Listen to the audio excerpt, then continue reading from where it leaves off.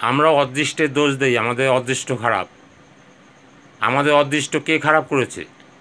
আমাদের অদৃষ্ট আমরাই খারাপ করেছি। আমাদের চলন বলন, আমাদের কোনো কিছুই সঠিক নয়, তাই আমাদের অদৃষ্ট দোষ দিই আমরা। আমাদের অদৃষ্ট খারাপ, অদৃষ্ট খারাপ নয়, অদৃষ্ট আমরা খারাপ করি, তাই আমাদের খারাপ সময় আসে, তাই আমরা ভেঙে পড়ি। ভেঙে পড়ার দরকার নেই। দিনের পরে রাত হয়, রাতের পরে দিন হয়। এই কষ্ট যেমন পাপ করেছেন তেমন কষ্ট ভোগ করতে হবে।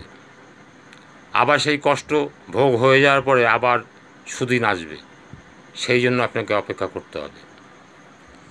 এই কালচক্রের মধ্যে আপনি পড়ে গেছেন। দিন রাত যেরকমভাবে হচ্ছে, আপনার সময় সেরকমভাবে খারাপ এসছে, আবার ভালো হবে, ভালো আসবে। সেই জন্য আপনাকে ধৈর্য ধরে অপেক্ষা করতে হবে, নিশ্চয়ই মঙ্গল হবে।